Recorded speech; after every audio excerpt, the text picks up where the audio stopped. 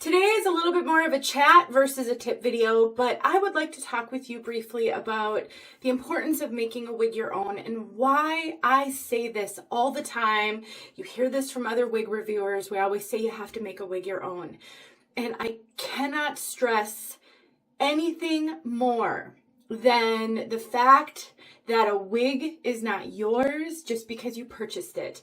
And many of us struggle on the wig journey simply because we do not have realistic expectations around the journey and the importance of customization. And that can be anything from thinning and cutting to just using accessories. The wig I am wearing today is Jon Renau Hollie, and I have been working on Hollie periodically over the past month or so to make her my own. I'm going to put a picture up so you can see how Hollie has changed. It's very slight, but it is monumental in my comfort. Even though to the naked eye it may not look like I've done much, when I see myself in Hollie, it seems as though she is a different wig, much more suited to me. And that's what I'm talking about. So if this topic could be helpful to you, then stick around.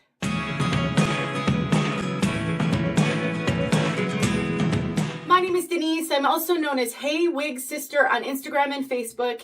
I'm so glad that you're here. I make videos because I want to help my wig sister community so much. I want the sisterhood, this community that we're building, to be confident and to not let hair loss ruin their lives any longer. Wigs have come such a long way, and there's so many wigs on the market these days.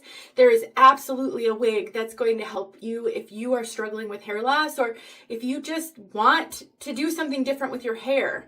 But one of the biggest complaints that I hear on a daily basis is frustration that no wig feels like me. I have tried wig after wig after wig and nothing is working for me. And I really do believe after almost 7 years, actually, it has been 7 years now of wig wearing, that we do not come into this journey with realistic expectations. And this is the result of that. Feeling like you're never going to find a wig that you will be comfortable wearing. Feeling as though everybody else is going to be successful but you. And that's just not true. Yes, it's challenging in the very beginning, and some of us struggle more than others, but it's not easy for anyone. And I am very fond of saying that those of us who come to the wig journey come kicking and screaming because it isn't our first choice. Most of us would like our hair back, and most of us have done many, many things to try to make that happen. And once we come to the realization that we got to do something now, we can't wait. You know, wigs are a natural next step, but they aren't always that natural feeling. And so one of the goals of all the videos that I make is to help you get to the point where you can feel comfortable in wigs and feel comfortable making them your own. Yes, I do a lot of wig reviews, and I'm so grateful to the companies that are willing to work with me and send me wigs and send me products so I can show you lots and lots of options. But I also make tip videos because it's not just learning about a wig, but it's learning how to work with the wig and how to wear the wig that's going to make a huge difference. And today I was working on Hollie here, and I thought, oh my gosh, this is the perfect example, because Hollie wasn't 100% perfect for me out of the box, even though I loved her and I raved about her in my review. And that review is linked in the description box if you'd like to go see it, because maybe you're liking what you see and you want to learn more. But do keep in mind that I have done some alterations to her, and I'll tell you what I did. Very slight, but still. I never want to mislead you and have you buy a wig based on how it looks on me without at least trying to warn you that it might not look like that. Anyway, the point is, wigs can take a little bit more effort than maybe we expect in the beginning. And those of us who wear synthetic wigs in particular are more than likely looking for the easy button. We just want a wig we can plop on our heads. And synthetic wigs are so awesome for that, and heat friendly, because the style is baked in. You don't have to restyle it ever if you don't want to. And whether it's straight or curly or wavy, that style will spring back even after washing, which is a huge benefit. But caveat, you may actually have to do some things to that wig initially so that you're more comfortable in it, and then it's going to be a throw and go for you after that. So some of the tools that I used on Hollie here to help me with some of the things that I was struggling with. Number one, the bangs were a little too long for me, and I think they're still a slight bit too long for me. It kind of depends on when I wear her and how the bangs fall, and even just a microscopic placement back a little further impacts where the bangs lay on me. But I guess my number one must-have tool for every wig wearer, regardless of how you wear your wigs or what you might do with them, is a thinning razor. This thinning razor has been a godsend for me, and I have been talking about this thing for 4 years. And it comes with replacement blades because synthetic fibers dull these blades really fast. But this is great for so many things. It is wonderful for trimming up bangs. Most wigs, even if they come with a full bang like Hollie did, the bangs are often a little longer than most people need. And that's to allow for the widest range of people to be able to wear that wig. Because obviously bangs can be cut, but once they're too short, they're too short. And so I often find bangs are too long for me. I have a 2.5-inch measurement, and they're usually too long. And the beauty of a wig that already has a template is all you have to do is go along that template and trim off a little bit of length. You do not have to have a steady hand. You do not have to have any skill. It is truly one of the easiest ways to cut a wig. I use a thinning razor to trim face framing layers. I've used a thinning razor to shorten a wig because I can be a little spazzy with my fingers. I don't have a lot of control over my fingers when I'm using a straight scissors.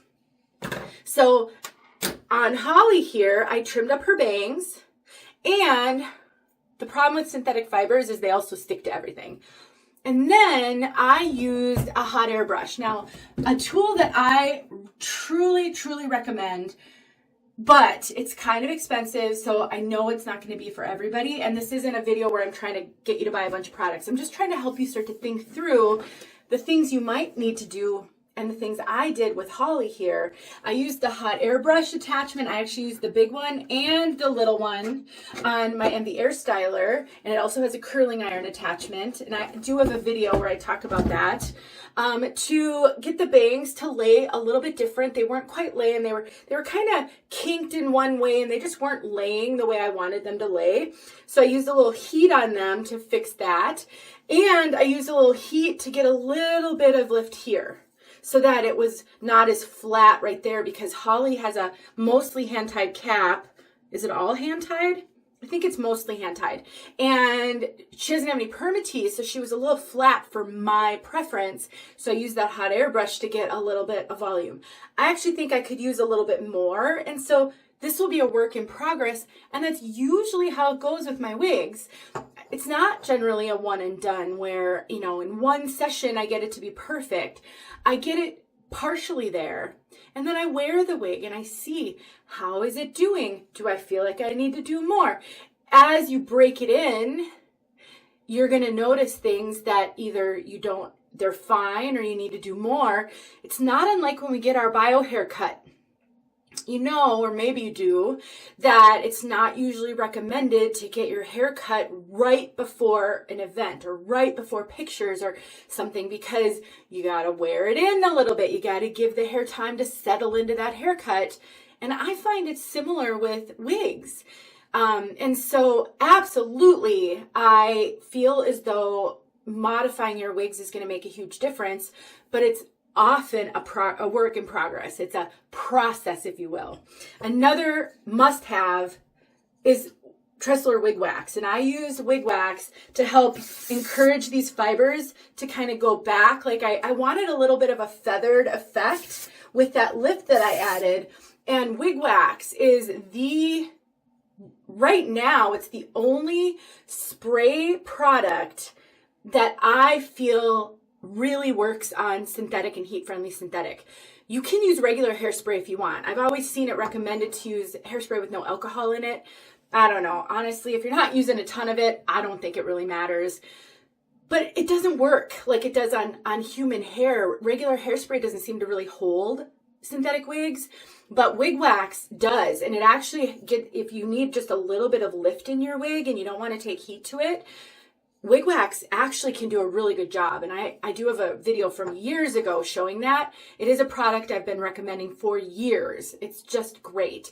But so for Hollie, I used a little heat, I did a little trimming, and I used a little product, and this is where I've landed. And let me show you what she looked like in my initial review. I'll throw a picture up so you can see. And I mean, I don't know, can I scooch over to the side and put the picture over on the side? I don't know how to shrink my video down, so I want to give you guys the best look.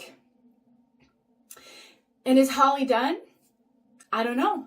I'm about to go get my nails done. I have been trying to heal them. I have the worst nails on the planet, and I usually have fake nails on, but periodically I need to give them a break, and I need to go get them done because I'm hosting my second annual Wig Sister retreat, and I'm leaving tomorrow, so I got to go get this done. But I'm going to wear Hollie, and I'll just see how it goes. And I do think I need to trim these bangs up a little more, but we'll see. So, well, let me just wrap this video up, because I know some of you are going to have questions. You wish I filmed what I did to Hollie, and I didn't. But I have so many tip videos. I film a lot of the modifications I do to my wigs, and I will continue to do so because I think repetition is what's needed. We need to see things over and over again to internalize it, and then suddenly it will click. I know some of you have followed my advice on some of these things, and it has changed everything for you. If that's you, please leave it in the comments. Not only will that encourage me so much, but it's going to encourage your wig sisters. And if you are struggling and you haven't tried something yet, what are you struggling with? Leave it in the comments. If I have a video on it, I can direct you to that, or I can put it on my list of videos to make. If you've tried suggestions and they haven't worked for you, let's hear about that too. Why do you think? Have you tried to analyze?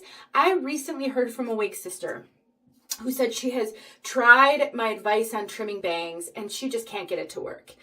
And I believe she's coming to the retreat this weekend. So I'm super excited. And this video is probably going to post after the retreat because I'm not going to have time necessarily to edit it and upload it and all the things. So I would have a ton of questions if that's you. I would say, okay, so walk me through what you did. What products did you use? What type of a wig was it? I mean, there's just so many variables.